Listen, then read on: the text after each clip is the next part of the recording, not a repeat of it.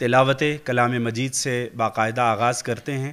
میں التماس گزار ہوں پشاور سے آئے ہوئے ہمارے قاری قرآن اور قراءات کے ماہر محترم جناب ڈاکٹر احمد علی سے وہ تشریف لائیں اور مختلف روایات میں قرآن مجید کی تلاوت فرمائیں۔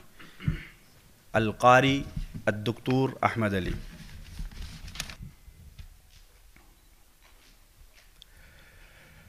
اللہ خالق كل شيء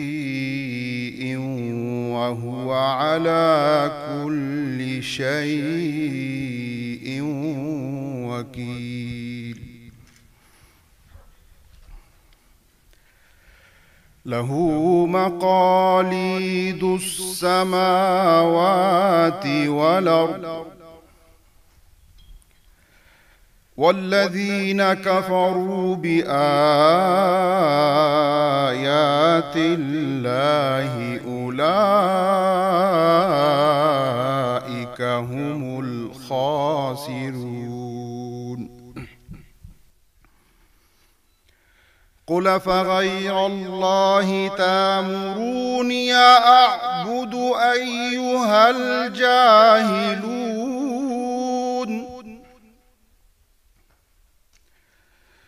قل فغير الله تأمروني أعبد أيها الجاهلون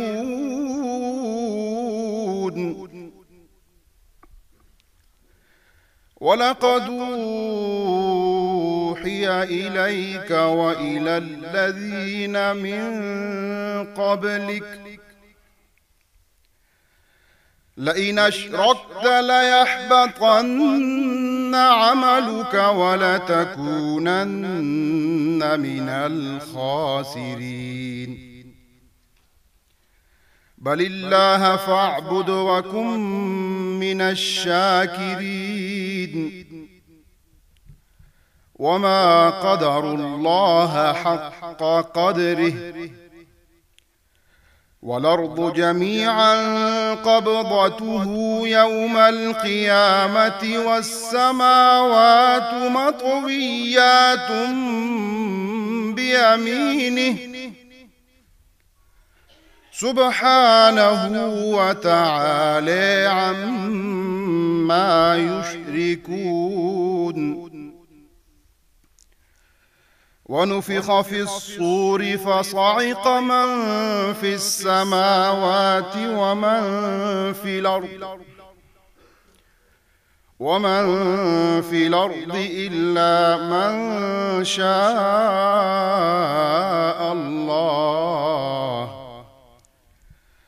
ثم نفخ فيه أخرى فإذا هم قيام ينظرون صدق اللہ العظیم۔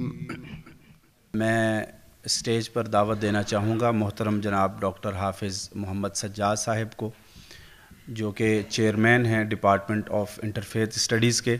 ان سے گزارش ہے کہ وہ اسٹیج پر تشریف لے آئیں۔ ہماری اس کانفرنس کے آج کا جو ایک خاکہ ہے اور خطہ ہے، اس میں آج بہت محدود جو ہیں وہ گفتگویں اور خطابات ہیں۔ اس سلسلے میں سب سے پہلے ہم اس کانفرنس کے بارے میں کچھ تاثرات لینا چاہیں گے اپنے مہمان سے۔ الآن ارجو من الشیخ الدکتور ابو انس وائل علی سید ان يقدم ويلقي كلمته فليتفضل مشكورا ومأجورا۔ أيها الإخوة الكرام، يذكر الإمام ابن القيم رحمه الله في كتابه الفوائد حديثا عن واجباتنا نحو القرآن الكريم. القرآن الكريم له حقوق وعلينا واجبات، فمن هذه الواجبات واجب التلاوة وواجب الاستماع وواجب التدبر وواجب العمل وواجب الاستشفاء وواجب الحكم به وبما أنزل الله فيه، إلى آخر هذه الواجبات. وعلينا أن نعنى بالقرآن الكريم كل العناية، لأن ما أصاب الأمة من تقهقر وتخلف وتشرذم وافتراق واختلاف إنما هو بسبب البعد عن كتاب الله عز وجل. وصدق رسول الله صلى الله عليه وسلم في خطبته الجامعة التي خطبها في حجة الوداع: تركت فيكم ما إن اعتصمتم به لم تضلوا بعدي، كتاب الله وسنتي. كتاب الله عز وجل هو الذي يعصم المؤمنين من أي شبهة أو من أي زلة تلحقهم أو تلحق بهم. علينا تلاوته، والله عز وجل أمر بذلك في كتابه العزيز. أعوذ بالله من الشيطان الرجيم: ورتل القرآن ترتيلا. وأمر رسول الله صلى الله عليه وسلم أن يقرأه وأن يرتله وأن يتهجد به. ومن الليل فتهجد به نافلة لك عسى أن يبعثك ربك مقاما محمودا. وتحدث المولى عز وجل عن الاستماع، وبين أن هناك فريقا من الناس يستمعون إلى القرآن الكريم وهم لا يسمعون، ومنهم من يستمع إليك فإذا خرجوا من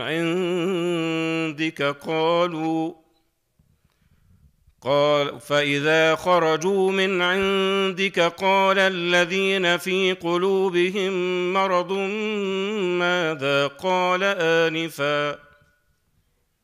انظروا إلى هذه الموازنة. القرآن الكريم يعرض في سورة محمد صورة لهؤلاء الذين يجلسون ويستمعون إلى القرآن لكنهم لم يسمعوا شيئا، لم يعوا شيئا. وأمرنا بالتدبر، أمرنا المولى عز وجل بتدبره في نفس السورة: أفلا يتدبرون القرآن أم على قلوب أقفالها. انظروا وصف هؤلاء الذين لا يتدبرون القرآن بأن القلوب عليها أقفال، وإذا كانت القلوب مقفلة فكيف يدخل الإيمان؟ وأن لنور الإيمان أن يتغلغل في هذه القلوب. تلقى صحابة رسول الله صلى الله عليه وسلم القرآن الكريم تلقيا كأن القرآن يتنزل لكل واحد منهم. على سبيل المثال هذا أسيد بن حضير رضي الله عنه وأرضاه، يجلس ويقرأ القرآن وبجواره فرسه، فإذا قرأ القرآن نفرت الفرس، فإذا سكت سكنت، وإذا أعاد القراءة عادت الفرس إلى النفور والحركة والاضطراب والاهتزاز، فإذا سكت هدأت. فذكر ذلك لرسول الله صلى الله عليه وسلم وقال له: رأيت كأمثال الظلة، كأن شيئا يظلل المكان وهو يقرأ القرآن. فقال له عليه أفضل الصلاة والسلام: إنها الملائكة كانت تستمع إلى القرآن الكريم. ومن هنا أجاز بعض العلماء رأوا من هذا جواز رؤية الملائكة، لأنه رأى هذه الظلة وهي كوكبة من الملائكة اقتربت لتستمع إلى كتاب الله عز وجل وهو يتلوه. فمن منا وصل إلى هذه المرحلة ووصل إلى هذه الشفافية، ووصل إلى هذا التدبر، ووصل إلى هذا الاستماع والقبول والتجاوب والتفاعل مع كتاب الله عز وجل.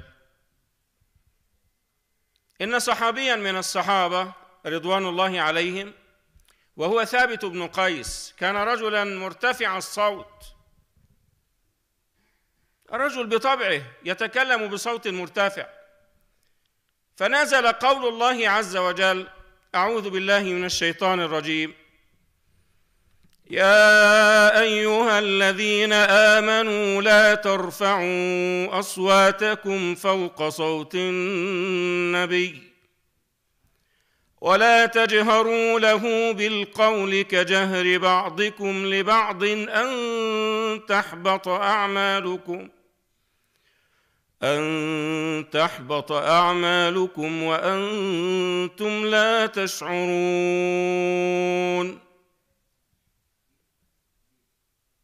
فيذهب ثابت بن قيس إلى بيته ويغلق بابه بالمزاليج ولا يريد أن يرى أحدا، ويسأل عنه رسول الله صلى الله عليه وسلم ويرسل إليه سعد بن معاذ فيقول: أنا الذي حبط عملي. وجده يبكي ويقول: أنا الذي حبط عملي، أنا من أهل النار. لماذا؟ ظن أن هذه الآية نزلت فيه ولم تكن فيه.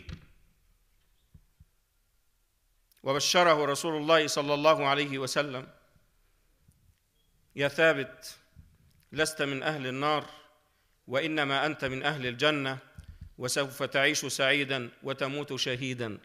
وفعلا ينال ثابت بن قيس رضي الله عنه وأرضاه الشهادة في معركة المرتدين عندما ذهب في جيش بقيادة خالد بن الوليد في حروب الردة، وهم يدافعون عن الإسلام ويدافعون عن القرآن. هذا بعض واجبنا نحو القرآن الكريم، ونحن في مؤتمر موضوعه علم القراءات، مباحث تاريخية وتحقيقات معاصرة. هذا هو المؤتمر الأول الذي يعنى بعلم القراءات في باكستان، وهذا جهد عظيم ورائع. أثمن هذا المؤتمر وأحيي القائمين عليه، وأشكر سعادة الأستاذ الدكتور رئيس الجامعة وسعادة الأستاذ الدكتور وعميد الكلية لعنايتهما ولعناية كل القائمين بهذا الموضوع المهم. الآن في بعض الدول الإسلامية تغلق الكتاتيب، في بعض الدول الإسلامية يمنع الناس من أن يقرأوا القرآن ويجلسوا في الأماكن العامة وفي يدهم مصحف، ربما يكون في هذا تهمة أو شبهة أو خطورة. لكن هنا في هذا البلد الطيب الكريم ونحن نحتفل ونجتمع حول مائدة القرآن الكريم، هذا من أعظم الأعمال التي تحفظ الأمة وتحفظ أبناء الأمة وتربي الأمة تربية صالحة. إن معرفة القراءات وعلم القراءات هذا من الأمور المهمة، لأنه يعرفنا بتاريخ اللغة العربية ولهجات العرب، وإن لمعرفة القراءات أثراً كبيراً مهماً جداً. نستطيع أن نبين أثر القراءات في توجيه الإعراب، وأن نتعرف من أثر القراءات على توجيه المعنى، وأن نتعرف من أثر القراءات على اختلاف الأحكام الفقهية إلى غير ذلك من الآثار. وإن المستشرقين وأعداء الإسلام وأذيالهم وأتباعهم من الذين لا يعرفون الإسلام حق المعرفة يكثرون من اللغط حول الشبهات المتعلقة بالقرآن الكريم وبالقراءات القرآنية. ولهذا هذا الجهد العظيم الذي بذل في هذا المؤتمر والأبحاث القيمة التي قدمت حول القراءات القرآنية إنها لمن أعظم الأعمال التي نتقرب بها إلى الله عز وجل حفظاً لكتاب الله. ونسأل الله عز وجل أن يحفظ القرآن وأهله، وأن يحفظ باكستان وأهلها وشعبها وأرضها وسماءها وسائر بلاد المسلمين. أقول قولي هذا وأستغفر الله لي ولكم، والسلام عليكم ورحمة الله وبركاته. شكرا وبارك الله فيكم الدكتور لهذه الكلمة المباركة. اور اس کے ساتھ میں اس بہت ہی مؤثر اور بلیغ خطاب کا اردو ترجمہ کرنے کے لیے برادر محترم جناب علی طارق صاحب کو دعوت دوں گا. آپ ہمارے یہاں پی ایچ ڈی اسکالر ہیں علامہ اقبال اوپن یونیورسٹی میں، اور اس کے ساتھ لیکچرر ہیں انٹرنیشنل اسلامک یونیورسٹی کے شعبہ حدیث میں. میں گزارش کروں گا کہ وہ آئیں اور اس خطاب کا خلاصہ اردو زبان میں پیش فرمائیں. بسم اللہ الرحمن الرحیم. ہمارے مہمان جناب ڈاکٹر ابو انس وائل علی سید صاحب نے حمد و صلوات کے بعد اپنی گفتگو کا آغاز امام ابن قیم رحمہ اللہ تعالیٰ کی ایک کتاب کے حوالے سے ذکر کیا کہ انہوں نے اپنی اس کتاب کے اندر ذکر کیا ہے کہ قرآن کریم کے حوالے سے ہم پر بہت ساری ذمہ داریاں عائد ہوتی ہیں. قرآن کریم کے کچھ حقوق ہیں اور ہماری کچھ ذمہ داریاں ہیں. اس میں سے کچھ ذمہ داریوں کو انہوں نے گنوایا. تلاوت ہے، سننا ہے، تدبر ہے، عمل کرنا ہے، اور اسے قرآن کریم کو اپنی عملی زندگی کے اندر حکم اور فیصل قرار دینا ہے، اور پوری توجہ سے اس کو سننا اور دیگر چیزوں کو انہوں نے ذکر کیا. اور پھر ساتھ ہی انہوں نے قرآن کریم کی اہمیت کو ظاہر کرتے ہوئے یہ فرمایا کہ آج امت کو جن مسائل کا سامنا ہے وہ قرآن کریم سے دوری کی بنا پر ہیں. اور آپ صلی اللہ علیہ وسلم نے اپنے جامع خطبہ میں، جو آپ کی حجۃ الوداع کا خطبہ ہے، اس میں آپ صلی اللہ علیہ وسلم نے یہ فرمایا تھا کہ میں تمہارے درمیان دو چیزیں چھوڑ کر جا رہا ہوں کہ اگر تم ان کو لازم پکڑو گے تو گمراہ نہیں ہوگے. اور اس میں آپ صلی اللہ علیہ وسلم نے سب سے پہلے قرآن کریم کا ذکر کیا اور دوسرے مرحلے پر اپنی سنت کا ذکر کیا. اور قرآن کریم مومن کی رہنمائی کرتا ہے. اور پھر انہوں نے مختلف آیات کے ذریعے قرآن کریم کی ان آیات کا ذکر کیا جس میں کہیں اللہ جل شانہ مومنین کو قرآن کریم پڑھنے کا حکم دیتا ہے، کہیں اللہ جل شانہ رسول اللہ صلی اللہ علیہ وسلم کو قرآن کریم پڑھنے کا اور تہجد میں پڑھنے کا حکم دیتا ہے، اور کہیں قرآن کریم مومنین کو قرآن کریم پڑھنے کا حکم دیتا ہے. اس کے ساتھ انہوں نے سورہ محمد کی چند آیات کی طرف توجہ دلائی جس میں اللہ جل شانہ نے ان لوگوں کا ذکر کیا ہے جو قرآن کریم پڑھتے تو ہیں لیکن قرآن ان کے دل میں نہیں اترتا. اس حوالے سے انہوں نے فرمایا، ایک آیت کا ذکر کیا، ایک آیت ہمارے سامنے تلاوت فرمائی، اور اس کے اندر اللہ جل شانہ یہی فرما رہے ہیں کہ آپ دیکھتے ہیں کہ بہت سارے لوگ آپ کی طرف بہت دھیان سے سن رہے ہوتے ہیں جب آپ قرآن کریم پڑھ رہے ہوتے ہیں، لیکن وہ ان پر اثر نہیں کر رہا ہوتا.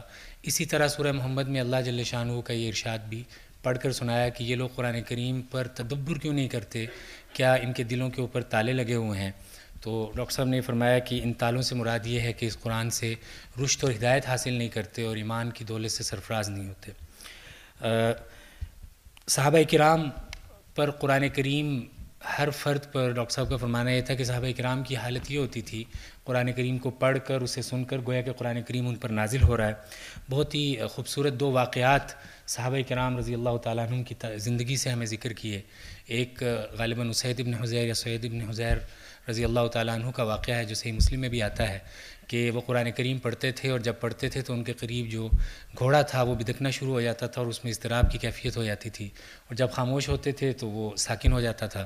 متعدد دفعہ ایسے ہوا تو انہوں نے جب دیکھا تو اس کے آسمان پر اس گھوڑے کے اوپر ایک سایہ سا نظر آ رہا تھا.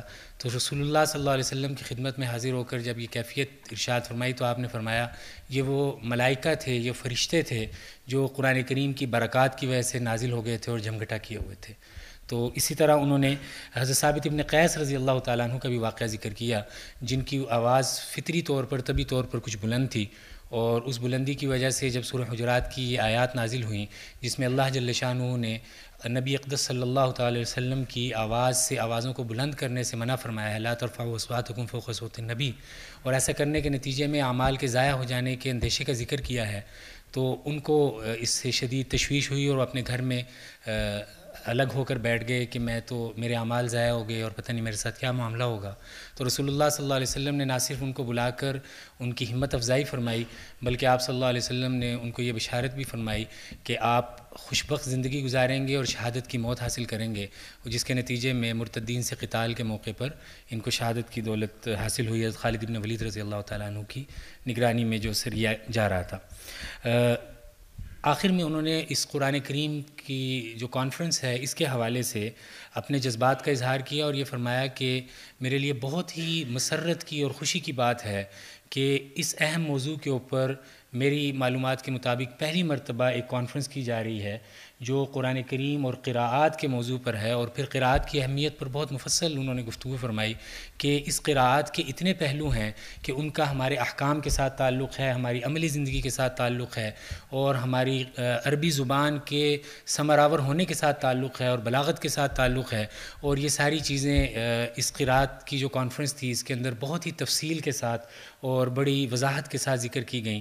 انہوں نے اس بات پر خوشی کا اظہار کیا کہ کانفرنسز تو ہوتی رہتی ہیں، لیکن اس طرح کی انوویٹیو کانفرنس جو آؤٹ آف دا وے تھی اور بہت ہی پاتھ بریکنگ قسم کی کانفرنس تھی، دا روڈ نوٹ ٹیکن قسم کی کانفرنس، جس کے اندر ان عنوانات پر بات کی گئی جن پر کم سنا جاتا ہے، کم بولا جاتا ہے، کم لکھا جاتا ہے، اور اس بات پر خوشی کا اظہار کیا کہ اہل پاکستان کو اللہ جل شانہ نے یہ دولت عطا فرمائی ہوئی ہے، اور رئیس الجامعہ جناب جو رئیس الجامعہ ہیں ان کا انہوں نے شکریہ ادا کیا کہ انہوں نے اتنی اہم اور اتنی برموقع کانفرنس جو ہے اس کا انعقاد کیا، اور ڈین صاحب کا بھی شکریہ ادا کیا، اور ساتھ ہی اس بات کی طرف توجہ دلائی کہ اس وقت میں جب پوری دنیا کے اندر قرآن کریم کو بند کیا جا رہا ہے اور اس سے رشد اور ہدایت حاصل کرنے کے جذبے ماند پڑ رہے ہیں اور سرد پڑ رہے ہیں، ایسے موقع پر علامہ اقبال اوپن یونیورسٹی کا یہ انیشیٹو لینا اور اتنی عمدہ کانفرنس کروانا جس کا تعلق ہماری عملی زندگی کے ساتھ ہے، اور آج جو استشراق کی طرف سے قرآن کریم پر شبہات لائے جا رہے ہیں اور دیگر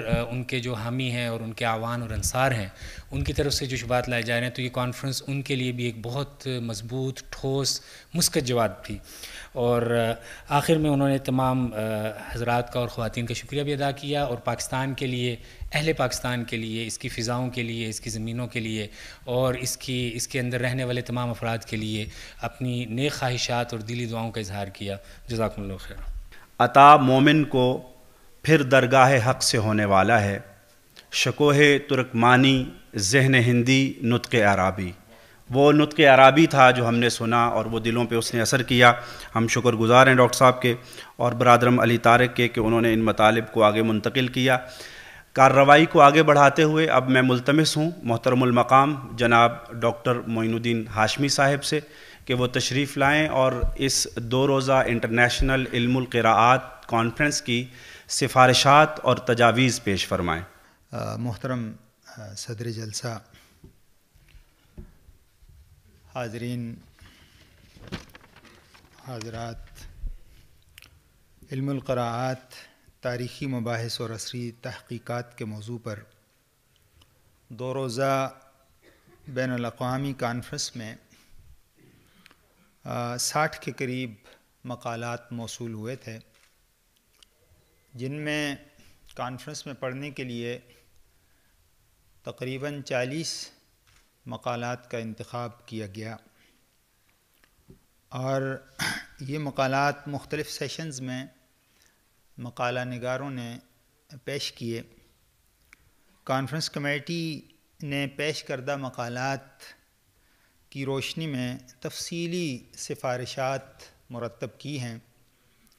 ان تفصیلی سفارشات کو پیش کرنے کا یہاں موقع نہیں ہے، لیکن یہ ہے کہ ان میں سے چند اہم سفارشات پیش خدمت ہیں۔ اس میں پہلی سفارش تو یہ کی گئی ہے کہ قرآن کریم اللہ تعالیٰ کا پاک کلام ہے اور علوم و معارف کا سرچشمہ ہے، اور امت مسلمہ کے لیے امن و سلامتی کا ذریعہ ہے۔ اس لیے اس بات کی ضرورت ہے کہ پاکستان میں ایک مستقل قرآن یونیورسٹی بنائی جائے، کہ جس یونیورسٹی کے اندر صرف قرآن کے علوم و معارف جو ہے نا اس پر بات کی جائے اور اس پر تحقیقات جو ہے سامنے آئیں، اور اس کے علاوہ ملک کی بڑی جامعات یعنی یونیورسٹیوں میں علم القراءات پر ایک مستقل شعبہ یا مسند قراءت قائم ہونی چاہیے۔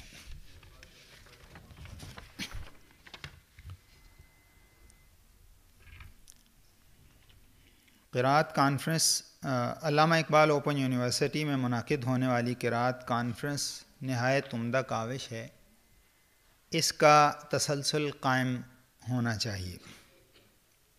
محافل قراءت کا انعقاد، قرآنی خطاطی کے کورسز، ورکشاپس، مصاحف قرآنیہ کی نمائش اور خطاطی کے مسابقہ جات کروائے جائیں۔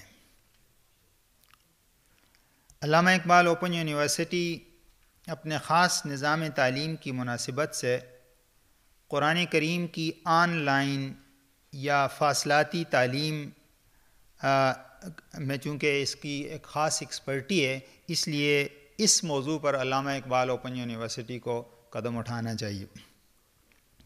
ایک سفارش یہ کی گئی ہے کہ قراءت قرآنیہ پر پاکستانی جامعات میں تحقیقات کی بھرپور حوصلہ افزائی ہونی چاہیے، اور اس سلسلے میں جو قدیم مخطوطات ہیں، قلمی مصاحف ہیں اور کتب اور رسائل ہیں، ان کو پبلش کیا جانا چاہیے۔ حکومتی سطح پر اس کا اہتمام ہونا چاہیے، اور اس موضوع پر تحقیقی مقالات کی پذیرائی ہونی چاہیے۔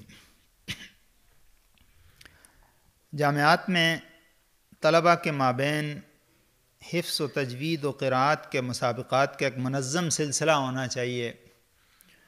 اس پر سالانہ قومی ایوارڈز دیے جانے چاہیے تاکہ بالخصوص نوجوان نسل میں اس فن سے متعلق دلچسپی اور بیداری پیدا کی جا سکے۔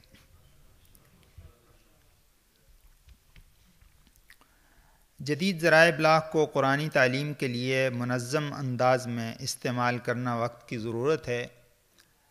اس حوالے سے پاکستان کے دینی مدارس اور پاکستان کے اسکول اور کالجز میں جو ہے اس حوالے سے اویئرنیس پیدا کرنے کی ضرورت ہے۔ پرائمری سے لے کر اعلیٰ تعلیم تک قرآنی معلمین اور معلمات کے لیے پیشہ ورانہ تربیتی ورکشاپس کا ایک منظم سلسلہ شروع کیا جائے۔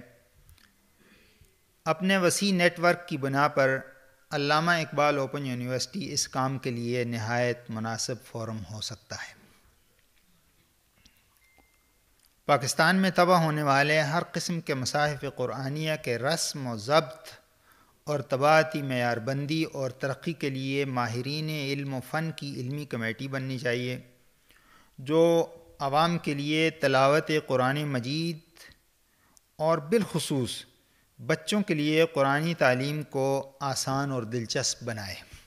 بچے جو قرآن کریم کی تعلیم سے بھاگ رہے ہیں اور مشکل کا شکار ہیں، تو ایسے موضوعات پر یا اس موضوع پر ایسے کورسز بنائے جائیں یا اس انداز میں قرآن کریم کی تعلیم پر توجہ دی جائے جو کہ قرآن کو دلچسپ انداز میں پیش کرے۔ اس کی تفصیلات انشاءاللہ ہم پبلش کریں گے۔ قراءت کی جمع صوتی و صوری یعنی آڈیو اور ویڈیو مکمل قراءت عشرہ کی اردو مفاہیم کے ساتھ ریکارڈنگ کے لیے علامہ اقبال اوپن یونیورسٹی نہایت مناسب فورم ہے۔ شعبہ قرآن و حدیث کو اس سلسلے کی سرپرستی کرنے کی ضرورت ہے۔ علم القراءت اور مستشرقین کے موضوع پر تحقیقات کا سلسلہ بھی ایک وقت کی بڑی ضرورت ہے، اور اس میں مستشرقین نے قراءات کی مختلف ہونے کی بنا پر جو چیزیں پیش کی ہیں اور جو شکوک و شبہات جو کہ مسلم معاشرے کے اندر پھیلائے ہیں، اس کا بھی جواب ہونا چاہیے۔ پاکستانی جامعات کے مابین قراءت فورم بنایا جائے۔ قراءت کے موضوع پر اہم تحقیقات کو دنیا بھر سے جمع کیا جائے۔ ایک سفارش یہ کی گئی ہے کہ علامہ اقبال اوپن یونیورسٹی میں بالخصوص اور دیگر اسکول کالجز میں بالعموم قرآن فہمی پر مختصر کورسز کا اجرا کیا جائے۔ اللہ کا شکر ہے کہ علامہ اقبال اوپن یونیورسٹی میں میٹرک سے لے کر پی ایچ ڈی لیول پر 1 درجن سے زائد کورسز صرف قرآن مجید کے اوپر پڑھائے جاتے ہیں۔ تو یہ منتخب مقالات کی اشاعت کی جائے۔ یہ کچھ سفارشات میں سے اہم سفارشات تھیں جو میں نے آپ کے سامنے پیش کی ہیں۔ اللہ سے دعا ہے کہ اللہ تعالی ہمیں اس سلسلے کو آگے بڑھانے کی توفیق نصیب فرمائیں۔ شکریہ۔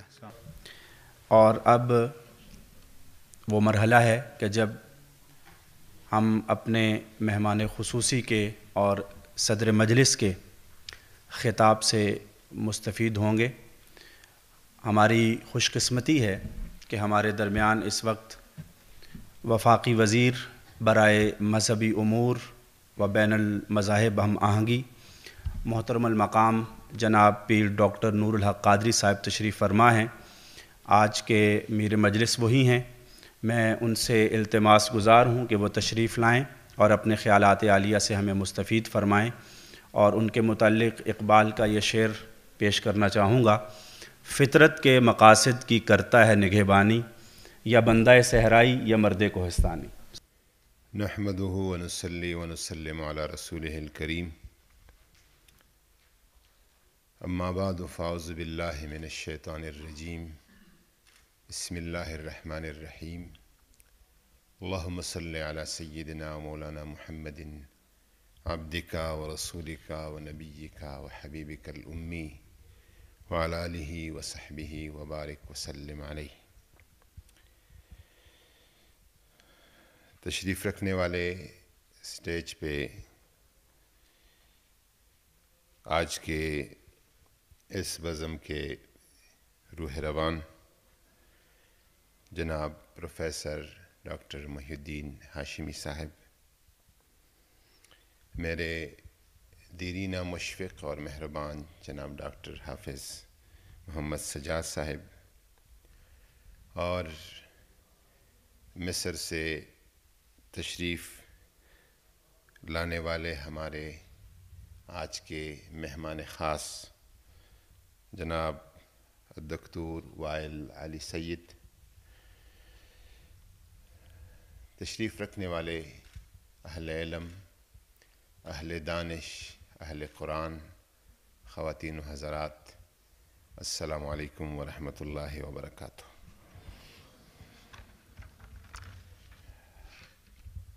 میں اپنے لیے ایک اعزاز سمجھتا ہوں کہ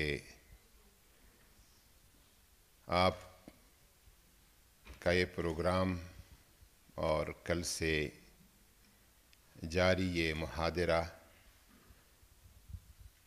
خدمت قرآن کے لیے ہے، اور قرآن پاک کا خادم بننا یہ اللہ تبارک و تعالیٰ کی طرف سے دی ہوئی ایک سعادت ہے، اور ایک بہت بڑا کام ہے صحت کے لیے۔ مجھے بھی یہ سعادت مل گئی کہ آخری لمحات میں اس پروگرام کے میں آپ کے ساتھ شریک ہوں، اور یقیناً میں نے وی سی صاحب سے ابھی گزارش کی کہ آج کے یا کل کے جو مقالات یہاں پہ پیش آئے ہیں اور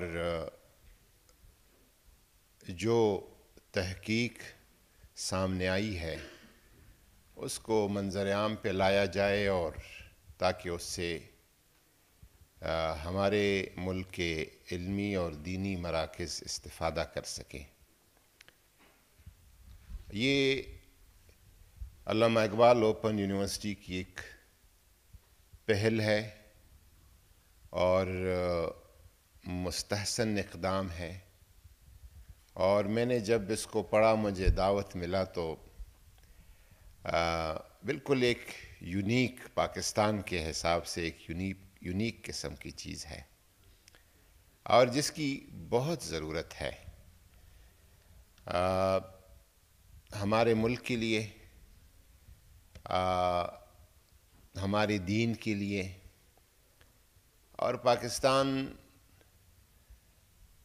دنیا کے خطے پر ریاست مدینہ کے بعد پہلا وہ ملک ہے جو مذہب، دین اور لا الہ الا اللہ محمد الرسول اللہ کے نام پر وجود میں آیا ہے۔ قرآن پاک سے اور اپنی بنیادوں سے جب ہم ادھر ادھر جائیں گے تو ایسے لوگوں نے، ایسے اقوام نے جو اپنے اصل سے ہٹ جاتے ہیں، نہ ان کو آخرت بہتر ہوتی ہے اور نہ ان کا دنیا پھر بہتر ہوتا ہے۔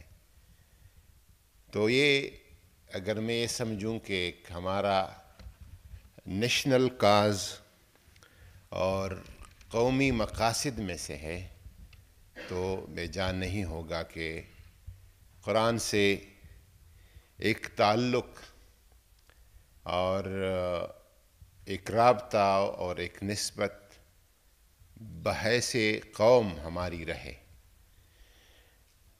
پھر ڈاکٹر اقبال کے ساتھ یہ ادارہ منسوب ہے۔ ڈاکٹر علامہ محمد اقبال کے بارے میں کم لوگوں کو یہ پتہ ہوگا کہ آپ تہجد کے وقت قرآن پڑھتے تھے، اور وہ بیریش عالم محقق جب قرآن پڑھتے تھے تو اس کے معنی میں اترتے تھے، اس کے نظم سے لطف اٹھاتے تھے، اور پورا چہرہ بھیگ جاتا تھا آنسوؤں سے۔ اور جب وہ قرآن کی بات کرتے ہیں تو وہ خود ہی فرماتے ہیں کہ یہ راز کسی کو نہیں معلوم کہ مؤمن قاری نظر آتا ہے حقیقت میں ہے قرآن۔ اور قرآن کی اس کیفیت کی جب وہ بات کرتے ہیں تو وہ کہتے کہ یہ وحی ہے اور جبریل امین کی طرف سے ہے، تو وہ کہتے کہ اس کیفیت میں پھر ہمسائے جبریل امین بند خاکی ہے، اس کا نشیمن نہ بخارا نہ بدخشان۔ قرآن پاک کے ساتھ ڈاکٹر اقبال کی، اور پھر قرآن پاک پر عمل کے حوالے سے جو وہ ہمارا قومی شاعر، ہمارا قومی محقق، ہمارا قومی مفکر، پاکستان کا خواب دیکھنے والا، وہ جب ہمیں بتاتا ہے تو یہی بتاتا ہے کہ وہ معزز تھے زمانے میں مسلمان ہو کر، اور ہم خوار ہوئے تارک قرآن ہو کر۔ قرآن پاک سے ہمارا یہ تعلق قرآن پاک کے نظم کے ساتھ بھی، قرأت اور تجوید، یہ قرآن پاک کی نظم کی خدمت ہے، اور شاید کسی بھی الہامی کتاب کا اس طرح اس کی خدمت ہو گئی ہے جس طرح قرآن پاک کی تاریخ کے اوراق میں محفوظ ہے، کہ ان کے تمام ہجوں کا، نظم کے تمام طریقوں کا اس پہ تحقیق ہوا ہے، استنباط ہوا ہے، علمی کام ہوا ہے۔ اور شاید ساؤتھ ایشین کنٹریز میں اور ہمارے اس خطے میں روایت حفظ کو ہم پڑھتے ہیں، لیکن عرب دنیا کے علماء اور قراء تمام قراءات کو پڑھتے ہیں، اور قرآن پاک کے یہ سارے رنگ، قرآن پاک کے یہ سارے انداز، کسی عالم نے لکھا ہے کہ کتاب لا ينقضی عجائبہ، ایک ایسا کتاب ہے قرآن پاک جس کے عجائب ختم نہیں ہوتے۔ اگر آپ اس کے نظم کی طرف جائیں اور کلمات کی طرف جائیں تو بھی اس کے عجائب ختم نہیں ہوتے، اس کے مفاہیم کی طرف جائیں تو بھی اس کے عجائب ختم نہیں ہوتے۔ جو الفاظ کا اس کا لذت ہے وہ بھی نہ ختم ہونے والا لذت ہے۔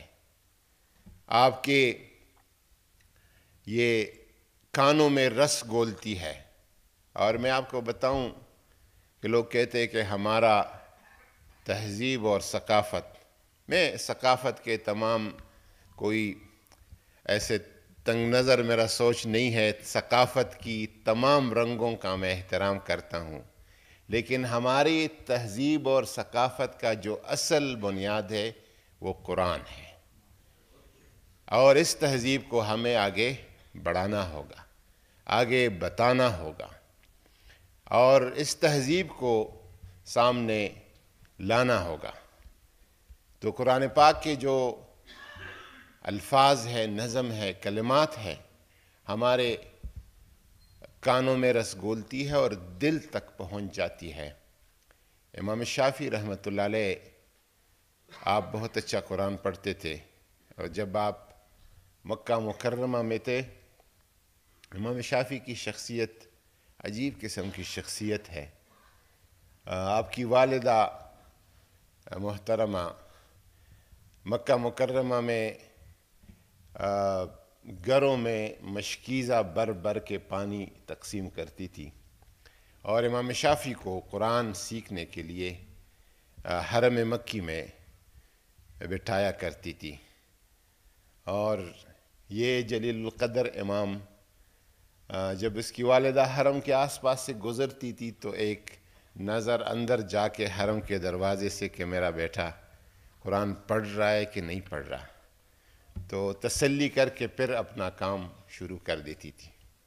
مشکیزیں بر بر کے مکہ کے گھروں میں تقسیم کر کر کے اس نے امام شافعی کو پڑھایا، اور اس امام نے حضور کے پیشنگوئی کے مطابق پوری دنیا کو علم سے بھر دیا۔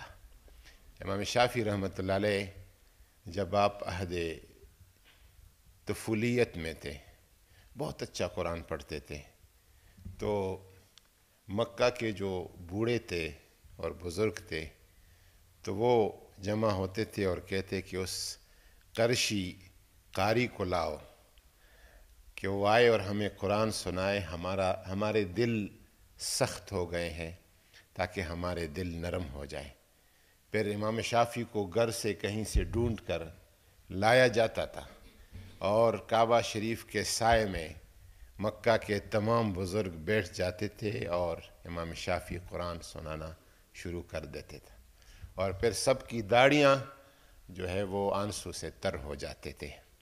یہ ہماری امت کا تعلق ہے قرآن پاک سے۔ امام ابو حنیفہ قرآن پاک کے بارے میں، امام ابو حنیفہ کے بارے میں لکھا گیا ہے کہ آپ رمضان المبارک میں 61 ختم کرتے تھے، ایک ختم رات میں ہر رات، ایک ختم دن میں ہر روز، اور ایک ختم پورا قرآن میں، پورا رمضان میں۔ تو 61 ختم وہ رمضان شریف میں پورا کرتے تھے۔ ہماری امت کا یہ تعلق اگر استوار ہے اور انشاءاللہ استوار رہے گا تو اس امت پہ انشاءاللہ تبارک و تعالی ذلت اور رسوائی نہیں آنے والی ہے۔ ہمیں پاکستان میں ضرورت ہے، میں نے بہت سارے دینی مدارس، معذرت کے ساتھ کسی کی دل آزاری میرا مقصود نہیں ہے، لیکن میں بھی اسی ماحول کا بندہ ہوں، دینی مدارس میں پڑھا ہوں، پڑھایا ہے، دیکھ رہا ہوں، سنبھال رہا ہوں۔ تو دینی مدارس کے بہت سارے فضلاء کو میں نے دیکھا ہے کہ قرآن غلط پڑھتے ہیں۔ وہ دور حدیث تو پڑھ جاتے ہیں، سند شہادت اور فراغت تو ان کو حاصل ہو جاتی ہے، لیکن قرآن غلط پڑھتے ہیں۔ جب قرآن آپ غلط پڑھتے ہیں تو آپ کے وہ 8 سال اور 10 سال نصاب کا مطلب اور مقصد کیا؟ وہ سارا کچھ جو آپ پڑھ رہے ہو تو قرآن کے لیے پڑھ رہے ہیں۔ آپ کا صرف، آپ کا نحو، آپ کا فقہ، آپ کا حدیث، آپ کا منطق، آپ کا علم کلام، یہ سارا تو قرآن پاک کی خدمت کے لیے ہے۔ اگر قرآن پاک پر غلط پڑھا جا رہا ہے اور آپ کو یوں لگتا ہے، حضور نے تو فرمایا تھا کہ اقرأوا القرآن بلحون العرب و اصواتها، آپ عرب کے الحان اور اصوات میں قرآن کو پڑھے، لیکن پشاور اور چرسدہ میں قرآن جیسے کوئی پشتوں میں پڑھتا ہے، اور سندھ میں پڑھتا ہو تو کوئی جیسے سندھی میں پڑھتا ہے، کشمیر میں جیسے کوئی کشمیری میں پڑھتا ہے، پنجاب میں جیسے کوئی سرائکی میں پڑھتا ہے، کوئی بلوچی میں پڑھتا ہے۔ نہیں، قرآن عربی بلسان عربی مبین، بلسان بلوچی مبین تو نہیں آیا اس میں، وہ عربی مبین کے ساتھ قرآن پاک نازل ہوا ہے۔ ہمیں اگر یہ ادھر ایک کام ہے اور ایک تحقیق ہے، کچھ مقالات آئے ہیں، کچھ بات سامنے آئی ہے، تو اس کو ضرورت اس بات کی ہے کہ ہم نیچے لیول پر اپنے مدارس دینیہ میں اور قرآن کے علوم کے جو ہمارے مراکز ہیں، بہت میں مدارس دینیہ کا جو کردار ہے، جو مدارس دینیہ کی خدمات ہے، میں اس کا اعتراف کرتا ہوں، لیکن جو کمزوریاں ہیں ان کمزوریوں کی بھی ساتھ ہم نشاندہی کرنا ہمارا فریضہ بنتا ہے۔ ہم اس تحقیق کو اور خاص کر قرآن پاک کے تجوید اور قرأت کو اور کم از کم مشق کو ہم لازمی قرار دے دیں اپنے مدارس میں اور اپنے دینی مراکز میں. اور قرآن پاک کے جب قرآن پاک عجیب کتاب ہے. ابھی مجھے یاد آ کہ کسی عالم نے لکھا ہے کہ اس کو فکر لاحق ہوئی کہ عہد تابعین یا صحابہ کی بات ہے، اسے فکر لاحق ہوئی کہ قرآن پاک میں اس نے عربی کو مختلف عربی کے لہجوں اور لغات کو پڑھا تھا. تو اس نے جب دیکھا کہ قرآن پاک میں لفظ سخریہ آیا ہے اور لفظ ایک آیا ہے عجاب، ایک لفظ آیا ہے کبار، تو اس نے کہا کبار کدھر سے آیا، اس سخریہ کہاں سے آیا. عربی میں ان کو کہیں جو ان کا علم تھا، جو اس کے فکر کے حدود تھے، اس کو کہیں عربی میں سخریہ، عجاب اور کبار نظر نہیں آیا. وہ بڑا اس حال میں متفکر تھا، سوچ میں پڑ گیا کہ یہ کہاں سے آئے ہیں الفاظ قرآن پاک میں. باہر جا کے ایک بوڑھا بندہ 80-90 سال کا بوڑھا، یہ اس کی طرف چلا اور اس کے ساتھ کوئی گپ شپ لگانے کی، مذاق اڑانے کی کوشش کی. تو اس بوڑھے نے اسے کہا اتتخذنی سخریہ انا شیخ کبار ھذا امر عجاب. تو وہ تینوں جو اس کے سوالات تھے وہ حل ہو گئے کہ یہ عربی اور فصحیٰ کا ہی ایک انداز ہے. تو مجھے بہت خوشی ہے ہاشمی صاحب آپ کی اس کاوش پہ. یہ آپ نے ایک بہت اچھی طرح اور بنیاد ڈالی ہے باقی یونیورسٹیز کے لیے، باقی علمی مراکز کے لیے. میں آپ کے تمام سفارشات جو یہاں پہ پیش ہو گئے اس سے اتفاق کرتا ہوں، سوائے اولین سفارش کے کہ قرآن یونیورسٹی. دیکھیں یونیورسٹی کو ہم نے ایک گپ شپ بنایا ہوا ہے.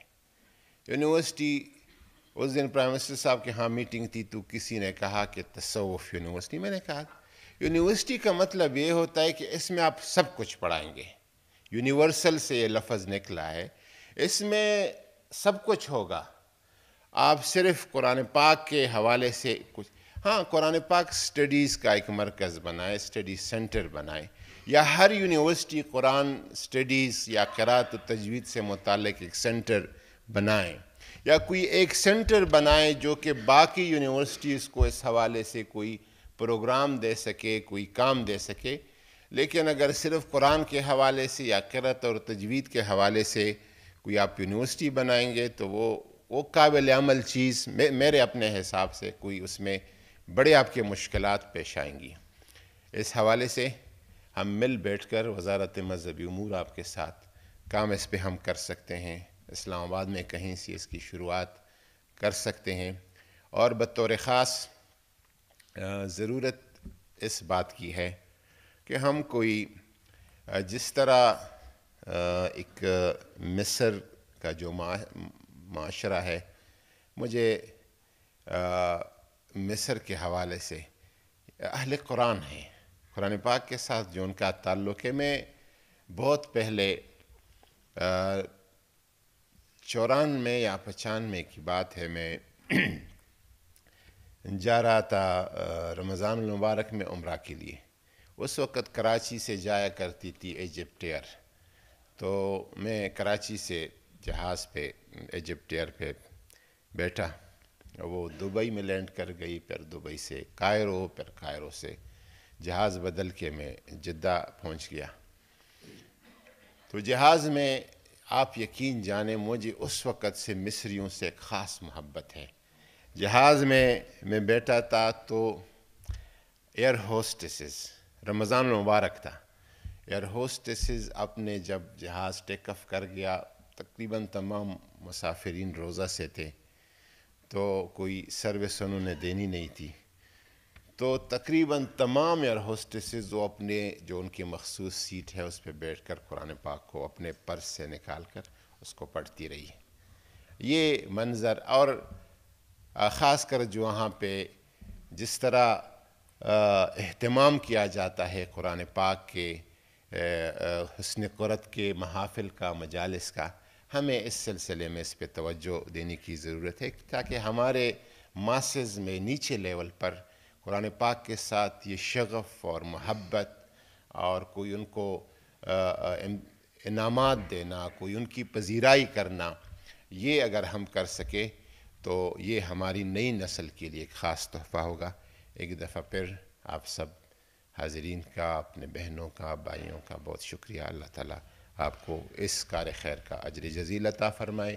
حکومت پاکستان انشاءاللہ تعالیٰ اس حوالے سے، وزارت مذہبی امور حکومت پاکستان اس حوالے سے آپ کے ساتھ ساتھ رہے گی. اور آپ سب سے گزارش ہے کہ پاکستان پھر ایک ایسے محاذ پہ ہے، ہندوستان کے ساتھ ہمارا جو ازلی اور ابدی ہمارا دشمن ہے، جو ہمارے وجود کو برداشت نہیں کر رہا.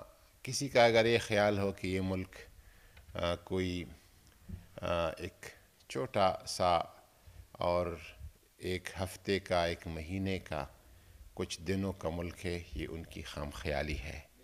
یہ پاکستان کلمہ طیبہ کے نام پر وجود میں آیا ہے، بہت بڑی قربانیوں کے بعد وجود میں آیا ہے، اور یہ کوئی 10 سال کا، 10 مہینوں کا ملک نہیں ہے. انشاءاللہ تعالیٰ سینکڑوں اور ہزاروں سال کا ملک ہے، اور قیامت کی سحر تک انشاءاللہ تعالیٰ آباد ہونے والا ملک ہے.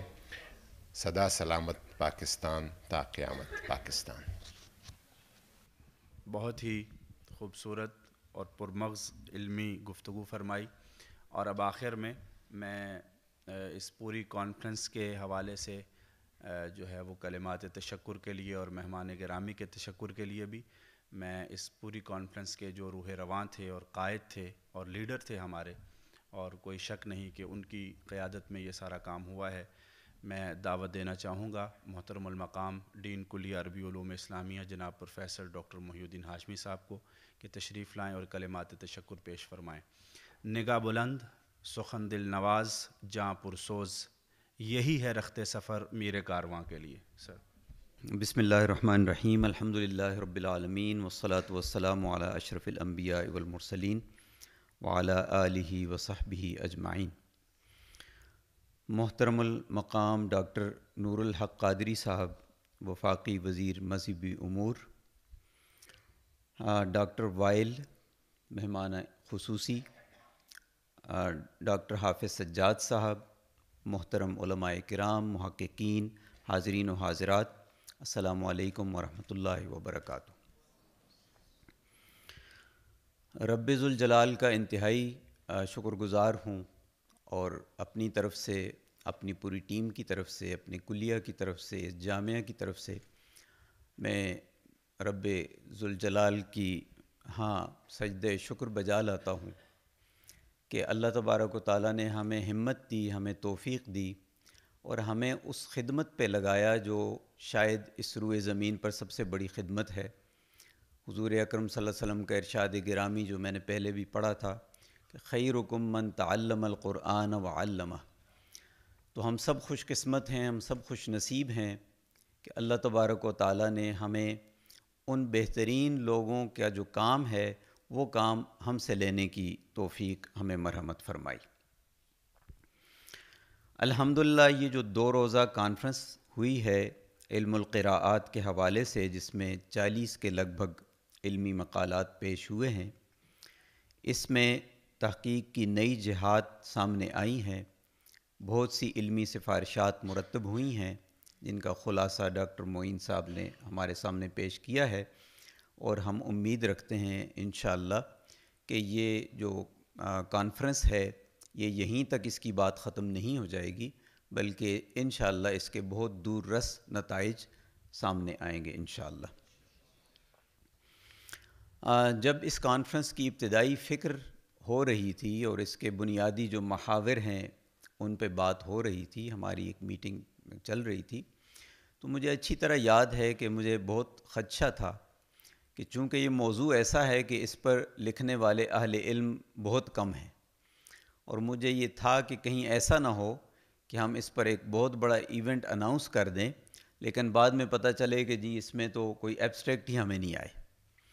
تو یہ بہت ہمیں اس کی تشویش تھی، لیکن الحمدللہ بہت خوشی ہوئی کہ باوجود اس کے کہ یہ موضوع بہت ہی فنی، بہت ہی دقیق اور بہت ہی جس میں ویرائٹی ہے اور جس میں کم لکھنے والے لوگ ہمارے پاس ہیں، اس کانفرنس میں ہمیں بہت اچھا رسپانس ملا. بہت ہمارا جو ہے دل بڑھا کہ اللہ تبارک تعالیٰ کا کرم ہے کہ قرآن سے محبت کرنے والے تو ہیں ہی ہیں، لیکن اس پر جو علمی اور تحقیقی کام کرنے والے ہیں وہ طبقہ بھی ابھی ماشاءاللہ ہے جو اپنی کاوشیں اس میں انجام دے رہا ہے. بہت سے مقالہ نگار تشریف لائے پورے ملک سے. میں اس میں خاص طور پر جن حضرات کا شکریہ ادا کرتا ہوں ان میں قاری میاں تھانوی صاحب اور ڈاکٹر حمزہ مدنی صاحب ہیں. میں نے ذکر کیا کہ چونکہ یہ موضوع بہت ہی متخصصانہ تھا، اور سچی بات یہ ہے کہ ہم خود علوم القرآن کے طالب علم ہیں، تفسیر کے طالب علم ہیں، لیکن اس میں یہ جو خاص شعبہ ہے علم القراءات کا، اس میں ہم اپنے آپ کو شاید طالب علم بھی نہ کہہ سکیں کہ اس میں ہمارا مطالعہ بہت محدود ہے. تو اس میں جو لوگوں سے رابطے کے حوالے سے اور خاص طور پر جو متخصصین ہیں، ماہرین ہیں، ان سے جو ہمارا رابطہ کرایا، تو اس میں ان دو حضرات کا بہت بڑا کردار ہے. تو میں ان کو خراج تحسین پیش کرتا ہوں کہ اس کانفرنس کی اس شکل تک پہنچانے میں ان دو حضرات کا خاص طور پر بہت مرکزی کردار رہا ہے. جو ہماری کانفرنس ہے اس میں آپ نے دیکھا کہ اللہ کا شکر ہے تمام بلکہ بیشتر میں کہہ سکتا ہوں کہ یونیورسٹیوں کی نمائندگی ہوئی، اور اس میں بہت سینئر اساتذہ بھی تشریف لائے، صدور شعبہ بھی آئے، ڈینز بھی آئے. لیکن مجھے جس بات کی خوشی ہے وہ یہ ہے کہ اس میں نوجوان محققین آئے اور ان کی تعداد بہت زیادہ آئی. اس کے پیچھے ایک روایت بھی ہے. اللہ کا شکر ہے کہ ہمارے ہاں جو علمی کانفرنسز ہوتی ہیں تو اس کو ہم صرف ایک گیٹ ٹوگیدر یا اپنی دوستی نبھانے کا جو ہے اس کو ہم نہیں اس کو کرتے، بلکہ ہماری کوشش یہ ہوتی ہے کہ جو بھی آرٹیکلز آتے ہیں، جو ایبسٹریکٹس آتے ہیں، سب سے پہلے ہم اس سے نام ہٹا دیتے ہیں اور پھر ہم اس کو ریویو کے لیے بھجواتے ہیں. بسا اوقات ایسا بھی ہوتا ہے، اس کانفرنس میں بھی، پچھلی کانفرنس میں بھی ایسا ہوا کہ ہمارے بہت قریبی دوست ہم سے ناراض ہوئے اور انہوں نے کہا جی کہ آپ اتنا بڑا ایونٹ کروایا ہے تو آپ نے ہمارا جو ایبسٹریکٹ ہے اس کو منظور نہیں کیا. ہم نے کہا جی یہ تو ایک بلائنڈ ریویو ہے، اس میں ہم نے ان چیزوں کا لحاظ نہیں رکھا، بلکہ اس کو میرٹ پہ، اور تاکہ ان کانفرنسوں کا جو بنیادی ہدف وہ یہی ہوتا ہے کہ تاکہ علوم کا ارتقاء ہو، نئی چیزیں سامنے آئیں، نئی تحقیقات سامنے آئیں، اور وہ نئے چہرے بھی سامنے آئیں جو تحقیق کی دنیا میں بڑا کام کر رہے ہیں لیکن علمی دنیا میں اتنے وہ متعارف نہیں ہیں. تو ان جو ہماری کانفرنس ہے ان کے مقاصد میں یہ بھی شامل ہے. سفارشات پیش ہوئیں اور اس میں 100% متفق ہوں صدر مجلس سے کہ جی کسی خاص عنوان پر یونیورسٹی نہیں ہوتی. یونیورسٹی یونیورس ہے، اور اس میں یہ ہوتا ہے کہ ایک جامعیت ہے. اور ٹھیک ہے قرآن ایک جامع کتاب ہے، لیکن اگر آپ قرآن کو دیگر علوم سے آپ الگ کر دیں گے تو خود قرآن کا فہم مشکل ہو جائے گا. الذین جعلوا القرآن عضین، خود قرآن کہتا ہے کہ جی ایسے لوگوں کو ناپسند کیے جو قرآن مجید کو ٹکڑوں ٹکڑوں میں یا آئسولیشن میں لیتے ہیں. تو قرآن ایک آئسولیٹڈ چیز نہیں ہے. جتنے بھی علوم ہیں، خاص طور پر جو دینی علوم ہیں، اس کا ماخذ اور مصدر قرآن مجید ہے. لیکن اس کے ساتھ ساتھ چونکہ قرآن کی جو تعلیمات ہیں اس کا اطلاق ہماری معاشرت پہ ہے، تو جتنے بھی معاشرتی علوم ہیں ان کا علوم القرآن کے ساتھ ایک گہرا ربط موجود ہے. ان تمام علوم کو جب ہم ساتھ ساتھ چلائیں گے، آئسولیشن میں نہیں لیں گے، تو ایک بہت جو قرآن کے جو اعلیٰ مقاصد ہیں ہم انشاءاللہ وہ مقاصد حاصل کر سکیں گے. تو قرآن کی خدمت کے لیے یہ ضروری ہے کہ قرآن پر اس طرح کے علمی کام ہوں، اس کے شعبے بنیں، اور شعبوں کے ساتھ ساتھ قرآن چیئر جیسے بات ہوئی ہے وہ قائم ہوں تو یہ قرآن کی بڑی خدمت ہوگی۔ ایک سفارش اگر اجازت ہو تو اس میں اضافہ کرنا چاہتا ہوں کہ قرآن کی جو یہ خدمت ہے، خاص طور پر علوم القرآن کے حوالے سے جب بات ہوتی ہے تو اس کی دو جہات ہیں۔ ایک جہت تو اس کے وہ علوم ہیں جو خالصتاً دینی علوم ہیں اور جن کا تعلق متن قرآن کے فہم کے ساتھ ہے یا قرآن کی دلالات کے ساتھ ہے۔ یہ وہ علوم ہیں کہ جس میں علوم اسلامیہ کے ماہرین ہی ان علوم کو آگے بڑھا سکتے ہیں اور اس میں وہی متخصص ہیں۔ لیکن اس کا ایک دوسرا پہلو بھی ہے اور وہ ہے متن کی حفاظت کا پہلو، تحقیق متن کا جو پہلو ہے کہ جس میں توثیق متن، تحقیق متن، یہ والا جو شعبہ ہے یہ شعبہ خالصتاً دینی نہیں ہے، یہ در حقیقت ایک فنی شعبہ ہے، جس میں ایک میتھڈالوجی ڈیزائن ہوتی ہے، جس میں جس طرح ریسرچ کی ہم نے کل بات کی کہ ہماری تاریخ میں جو سب سے پہلا تحقیقی کام ہوا شاید وہ تدوین قرآن کا تھا، اور آپ دیکھ لیں کہ اس کو کوئی سی یعنی جو اس کی ترتیب تھی وہ تمام فنی بنیاد پہ تھی۔ متن قرآن کا فہم ایک الگ چیز ہے، لیکن اس متن کی حفاظت وہ خالصتاً ایک تکنیکی چیز ہے، اور اس میں اگر ہم ان دو چیزوں کو الگ کریں گے تو بہت سے مباحث جو آج کی مجلس میں بھی سننے کو ملے، کل کی مجلس میں بھی سننے کو ملے، تو یہ ایک امتیاز ہوگا جس کو ہم ایک ایپسٹیمولوجیکل ڈیزائن کہتے ہیں چیز کو، کہ قرآن کے جو متن کی حفاظت سے متعلق جو ایک علمی رویہ ہے اس کو اپنانے کی ضرورت ہے۔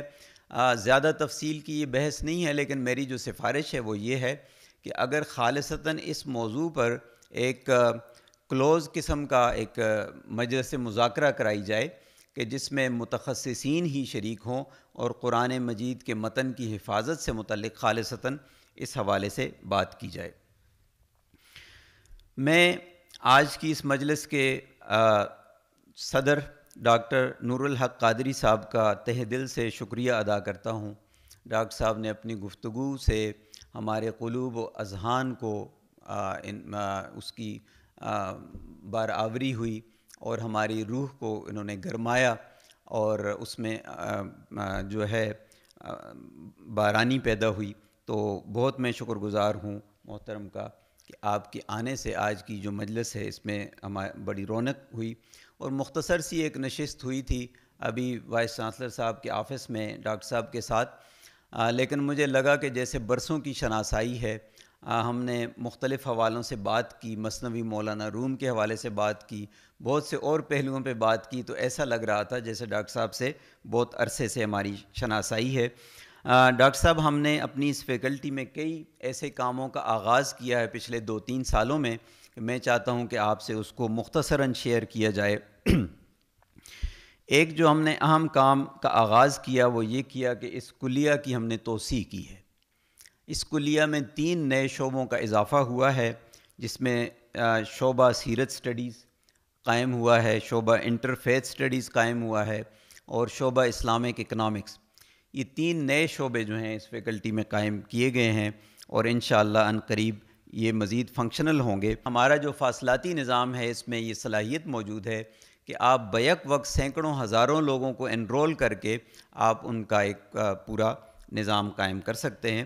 تو اس حوالے سے ہمیں آپ کا بھی تعاون درکار ہوگا۔ اسی طرح ایک درس نظامی کلسٹر ہے، اور یہ ایک بہت اہم اور ایک انقلابی قدم تھا جس کو اٹھایا گیا تھا بہت برس پہلے، اور جو ابھی چل رہا ہے، لیکن اس میں ایک بہت تبدیلی کی ضرورت ہے۔ اس میں جو علمی ادارے ہیں، جو مدارس ہیں، اگر ان کے ساتھ ایک اس کا اشتراک ہو جائے تو ایک جتنے بھی مدارس کا جو نظام ہے اس کو ہم بیک وقت ایک مین سٹریم پہ لایا جا سکتا ہے۔ تو اس حوالے سے مختصراً ڈاکٹر صاحب سے ابھی گفتگو بھی ہوئی، انشاءاللہ اگلے مراحل میں ہم ان چیزوں کو آگے لے کے جائیں گے۔ میں شیخ الجامعہ کا بھی انتہائی شکریہ ادا کرتا ہوں کہ جن کی سربراہی میں، جن کی سرپرستی میں یہ پورا کام ہوا، اور انہوں نے اس پورے سیمینار کے لیے، اس کانفرنس کے لیے تمام وسائل ہمیں فراہم کیے. HEC نے بھی ہمیں اس میں حصہ ڈالا. میں اس کے ساتھ تمام جو مقالہ نگار حضرات، خواتین و حضرات ہیں جو اس پوری کانفرنس کے جو روح رواں اصل وہ ہیں کہ جن کی علمی کاوشوں کو کی وجہ سے یہ کانفرنس جو ہے وہ کامیاب ہوئی ہے، میں ان کا تہہ دل سے شکریہ ادا کرتا ہوں کہ وہ یہاں تشریف لائے اور اپنی علمی تحقیقات سے ہمیں مستفید فرمایا. جو سیمینار کمیٹی کے ارکان ہیں، خاص طور پر ڈاکٹر حافظ سجاد ہیں، ڈاکٹر معین الدین ہاشمی ہیں، ڈاکٹر عبد المجید بغدادی ہیں، ڈاکٹر سمیع اللہ زبیری ہیں، اور اس کے ساتھ جتنے بھی دوسرے ارکان ہیں ان سب کا میں شکریہ ادا کرتا ہوں. خاص طور پر جن 2 حضرات کا نام میں لینا چاہتا ہوں، ڈاکٹر طاہر اسلام عسکری صاحب جو اس پروگرام پہ جنہوں نے بہت محنت شاقہ کی، رات دن انہوں نے اس پہ محنت کی، وہ خصوصی خراج تحسین کے مستحق ہیں. یوسف ہیں، ان میں ایک والنٹیئر کی روح جس میں سما جاتی ہے. اس طرح کے اللہ کا شکر ہے کہ ہمیں ایک والنٹیئر ملے ہیں جنہوں نے رات دن ایک کر کے اس کانفرنس کی کامیابی میں اپنا کام کیا. نازیہ ہیں جنہوں نے ہاسٹل کے سٹے میں اور باقی چیزوں میں بھی کام کیا اور بڑھ چڑھ کر حصہ لیا. اور میں تمام جو شرکاء حاضرین و حاضرات ہیں ان سب کا بھی شکریہ ادا کرتا ہوں کہ آپ کی تشریف آوری کی وجہ سے یہ پوری رونق اور محفل سجی. آپ نے اس سے استفادہ کیا. آپ کے ذہن میں کئی سوالات بھی آئے ہوں گے جن کے لیے ہم ترتیب بنا رہے ہیں کہ انشاءاللہ یہ ایک اس کا ابتدا تھی اس سلسلے کی. اور جیسے ڈاکٹر قبلہ یاز صاحب نے کل فرمایا تھا کہ بارش کا پہلا قطرہ ہے، انشاءاللہ یہ سلسلہ آگے بھی جاری رہے گا. تو اس سلسلے میں جو بھی آپ کا فیڈ بیک ہوگا ہمیں اس کا انتظار رہے گا، اس کو آپ ہم سے شیئر کریں گے اور نیکسٹ تاکہ اس کی روشنی میں ہم اگلے پروگراموں کو مرتب کر سکیں گے. آپ کا بہت شکریہ. آخر میں مہمانان گرامی کو شیلڈز دینے سے پہلے کچھ سرٹیفکیٹس ہیں، وہ ہم چاہتے ہیں کہ محترم صدر مجلس سے ہم کچھ، ہماری ایک ٹیم تھی والنٹیئرز کی جنہوں نے ہمارے ساتھ کام کیا، کچھ اسٹوڈنٹس ہیں انہوں نے بہت ہمارا ہاتھ بٹایا، ان کے لیے ہم خاص طور پر چاہتے ہیں کہ صدر مجلس کے ہاتھوں انہیں سرٹیفکیٹس دلوائے جائیں. میں سر گزارش کروں گا